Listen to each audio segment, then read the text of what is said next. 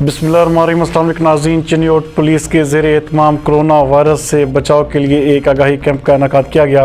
ہمارے نمائندہ خصوصی شیخ خرم عباس کے مطابق ڈی پی او چنیوٹ بلال ظفر اور ڈپٹی کمشنر محمد ریاض نے کرونا آگاہی کیمپ کا آج خصوصی دورہ کیا۔ اس دورے کے دوران ڈی پی او اور ڈپٹی کمشنر نے شہریوں میں ماسک اور ہینڈ سینیٹائزر بھی تقسیم کیے۔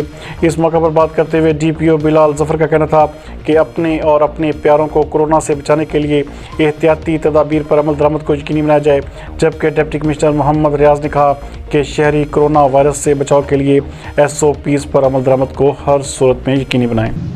جی بالکل، Chiniot traffic police D S P traffic جو ہے انہوں نے بڑا اچھا یہ ایک اویئرنیس کیمپ یہاں پہ لگایا ہے۔ میں سمجھتا ہوں کہ جس طرح پوری دنیا میں کووڈ کی سیکنڈ لیئر جو ہے ویو جو ہے وہ آ گئی ہے، پاکستان میں بھی کیسز جو ہیں وہ بڑھتے جا رہے ہیں۔ جس طرح کل تقریباً پاکستان میں 111 لوگ جو ہیں وہ اس مرض کی وجہ سے، اس وبا کی وجہ سے اپنی جان سے ہاتھ دھو بیٹھے ہیں۔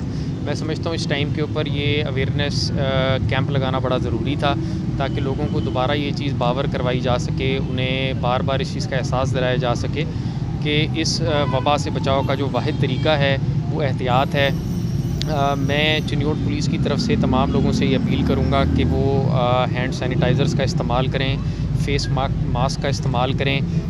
اس سے صرف وہ اپنی جان نہیں بلکہ اپنے جو قریبی لوگ ہیں ان سب کی جان بھی محفوظ رکھ سکیں۔ چنیوٹ نے بڑا احسن اقدام ہے ان کی طرف سے، جیسے کہ ہم سب جانتے ہیں اب تقریباً 1 سال ہونے والا ہے کہ اس وبا سے لڑتے ہوئے پوری دنیا کو، پاکستان سمیت ہم سب کو، کہ اس کا کوئی علاج نہیں اور واحد علاج صرف بچت ہے، احتیاط ہے۔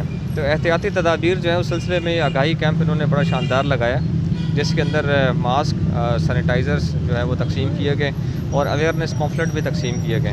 تو یہ ہی واحد طریقہ ہے جس کے ذریعے سے ہم اپنے آپ کو بھی، اپنے شہر کو بھی اور اپنے ملک کو بھی، اور بلکہ پوری دنیا جو ہے، ایک ہی طریقہ جو رائج ہے وہ یہ ہے کہ آپ احتیاطی تدابیر اڈاپٹ کریں۔